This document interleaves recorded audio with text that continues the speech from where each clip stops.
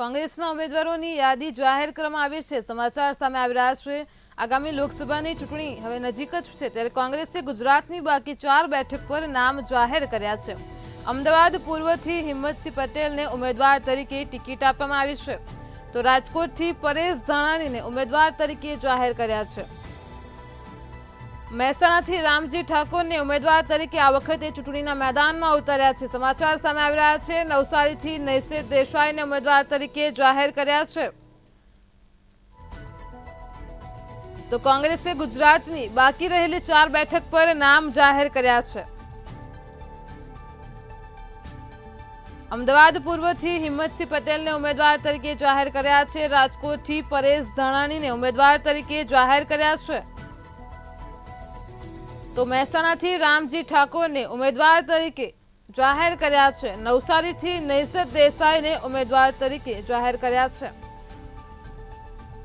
તો આજ મુદ્દે અમારી સાથે સંવાદદાતા મેહુલ દુધરેજિયા ફોન લાઈન પર જોડાઈ ગયા છે। જી મેહુલ, કોંગ્રેસે ગુજરાતની બાકી 4 બેઠક પર નામ જાહેર કર્યા છે અને તે પૈકી ખાસ જો વાત કરીએ તો પરેશ ધાનાણીનું નામ સામે આવી રહ્યું છે। રાજકોટથી તેમને ઉમેદવાર જાહેર કર્યા છે, શું કહેશો?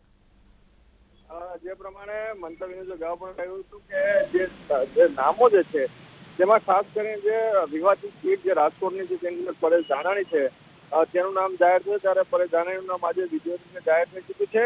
નવસારીથી નૈશિત દેસાઈ જે છે તેનું નામ પણ જાહેર થઈ ચૂક્યું છે અને સાથે સાથે જ જે મહત્વની જે 4 સીટો છે તેના તમામ જે નામો છે તેની જાહેરાત કોંગ્રેસ દ્વારા કરી દેવામાં આવી છે।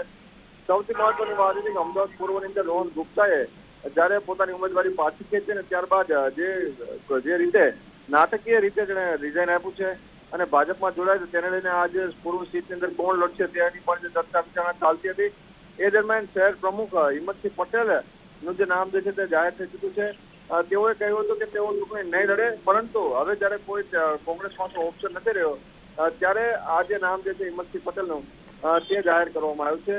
એટલે કે હવે જે કોંગ્રેસની જે 26 સીટો પૈકીની જે 24 સીટો હતી તેમાં જે તમામ ઉમેદવારોનું નામ જાહેર થયું છે। ફક્ત 2 જે સીટો છે ભાવનગર અને ભરૂચ જે આમ આદમી પાર્ટી પાસે છે ગઠબંધનના ભાગરૂપે, તો 2 સીટો તે લડશે, 24 સીટો એટલે કે હવે 26 સીટો ઉપરનું જે નામ છે તમામ જે ઉમેદવારોને જાહેર થઈ ચૂક્યા છે અને આગામી દિવસોમાં કોંગ્રેસ જે છે તે પણ પ્રચાર અને પ્રસારમાં લાગી જશે। જી તો જી મેહુલ, આપણે વાત કરીએ તો ગુજરાતની નવસારી બેઠક પરથી નૈશિત દેસાઈનું નામ સામે આવી રહ્યું છે, તે મુદ્દે આપ શું કહેશો?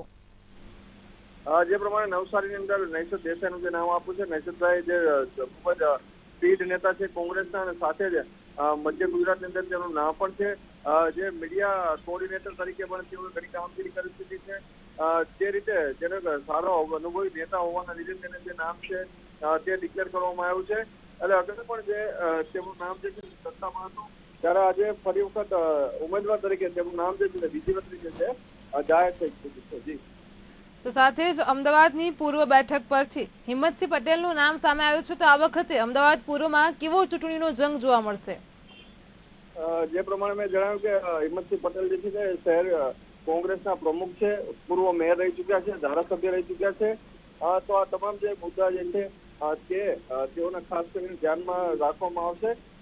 જે પ્રમાણે હિંમતસિંહનું નામ છે તો એ સામે એચ પટેલ હસમુખભાઈ પટેલ જે છે તેનું નામ જે છે તે પણ જાહેર થઈ ચૂક્યું છે। એટલે કે રસ્સાકસી જે છે તે ખૂબ જ રહેશે, કારણ કે સાંસદ તરીકે ધારાસભ્ય તરીકેનો એચ પટેલનો પણ એટલો જ બહોળો અનુભવ છે। તે રીતે આજે બંને જે પૂર્વની જે સીટો જે છે ખાસ કરીને તેની અંદર એક રસ્સાકસી ભરો જે માહોલ જે છે તે કોંગ્રેસ અને ભાજપ બંને માટે જોવા મળશે। સાથે જ મેહુલ, જ્યારે આ 4 ઉમેદવારોની યાદી સામે આવી રહી છે, જેમાં મહેસાણાની સીટ પરથી રામજી ઠાકોરને આ વખતે ચૂંટણી મેદાનમાં ઉતાર્યા છે, શું કહેશો?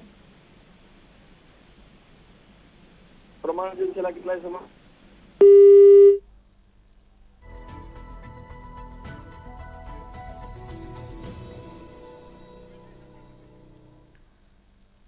સમાચાર સામે આવી રહ્યા છે। કોંગ્રેસે ગુજરાતની બાકી રહેલી 4 બેઠકો ઉપર ઉમેદવારોના નામ જાહેર કર્યા છે। તો ઉમેદવારોના નામની યાદી સામે આવી રહી છે। કોંગ્રેસ પક્ષે 4 બેઠક પર નામ જાહેર કર્યા છે। અમદાવાદ પૂર્વથી હિંમતસિંહ પટેલને ઉમેદવાર તરીકે મેદાનમાં ઉતાર્યા છે, જ્યારે રાજકોટથી પરેશ ધાનાણીને ઉમેદવાર તરીકે ટિકિટ આપવામાં આવી છે, તો મહેસાણાથી રામજી ઠાકોરને ઉમેદવાર તરીકે જાહેર કરવામાં આવ્યા છે। આ સાથે જ નવસારીની બેઠક પરથી નૈસિત દેસાઈને ઉમેદવાર તરીકે જાહેર કર્યા છે।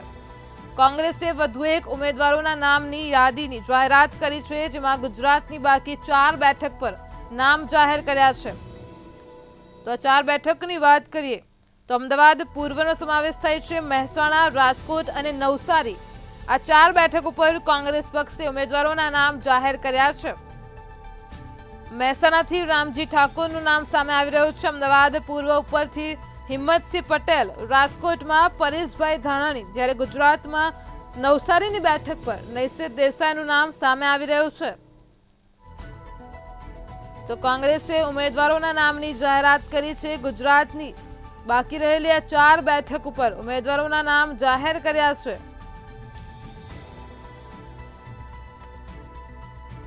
તો સમાચાર સામે આવી રહ્યા છે। આગામી લોકસભાની ચૂંટણીના હવે ગણતરીના જ દિવસો બાકી છે। જાહેરનામું પ્રસિદ્ધ થઈ ચૂક્યું છે। આગામી 19 એપ્રિલ સુધી ઉમેદવારી પત્રક પણ ભરી શકાશે। તે દરમિયાન કોંગ્રેસે આજે ગુજરાતની બાકી 4 બેઠક ઉપરથી ઉમેદવારોના નામની જાહેરાત કરી છે। તો રાજકોટમાં હવે પરસોત્તમ રૂપાલા વર્સિસ પરેશ ધાનાણી વચ્ચે ચૂંટણીનો જંગ જામશે। તો નવસારીમાં CR પાટીલ વર્સિસ નૈસિત દેસાઈનો પણ આગામી ચૂંટણીમાં રંગ જોવા મળશે। તો મહેસાણાથી હરિ પટેલ વર્સિસ રામજી ઠાકોર છે। રાજકોટમાં પરસોત્તમ રૂપાલા વર્સિસ પરેશ ધાનાણી છે। આપણે જાણીએ છીએ કે રાજકોટની લોકસભા જે બેઠક છે તેમાં ઉમેદવારોના નામ છેલ્લા કેટલાય સમયથી ખૂબ જ ચર્ચામાં છે, અને ત્યારે ખાસ કરીને કોંગ્રેસની સીટ ઉપરથી પરેશ ધાનાણીનું નામ અવારનવાર સામે આવતું હતું। ત્યારે આજે ચોક્કસપણે નક્કી થઈ ગયું છે કે આગામી લોકસભા 2024ની ચૂંટણીમાં રાજકોટથી ઉમેદવાર તરીકે પરેશ ધાનાણીએ કોંગ્રેસ પક્ષ તરફથી ચૂંટણી લડશે। તો સમાચાર સામે આવી રહ્યા છે। કોંગ્રેસે વધુ એક યાદી જાહેર કરી છે, જેમાં ગુજરાતની બાકીની 4 સીટ ઉપરથી ઉમેદવારોના નામ જાહેર કર્યા છે। અમદાવાદ પૂર્વમાં હસમુખ પટેલ વર્સિસ હિંમતસિંહ પટેલ સામે આવ્યા છે। તો રાજકોટમાં પરસોત્તમ રૂપાલા વર્સિસ પરેશ ધાનાણીને ઉમેદવાર તરીકે ઉતારવામાં આવ્યા છે। તો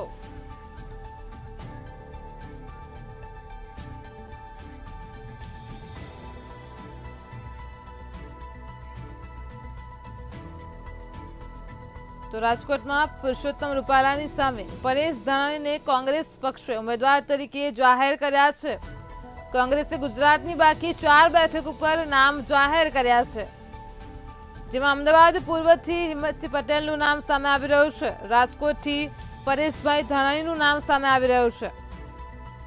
તો નવસારીની બેઠક ઉપરથી નૈસિત દેસાઈનું નામ સામે આવી રહ્યું છે, જ્યારે મહેસાણાથી રામજી ઠાકોરને ઉમેદવાર તરીકે ચૂંટણી મેદાનમાં ઉતાર્યા છે। સમાચાર સામે આવી રહ્યા છે। આગામી લોકસભાની ચૂંટણીને લઈને કોંગ્રેસે વધુ એક યાદી જાહેર કરી છે। અમદાવાદ પૂર્વમાં હસમુખ પટેલની સામે હવે કોંગ્રેસ પક્ષમાંથી હિંમતસિંહ પટેલનો ચહેરો સામે આવશે।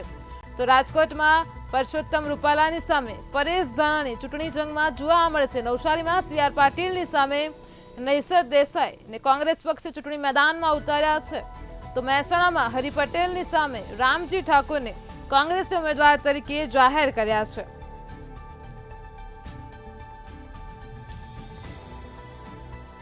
તો કોંગ્રેસે ગુજરાતની બાકી 4 બેઠક ઉપર નામ જાહેર કર્યા છે।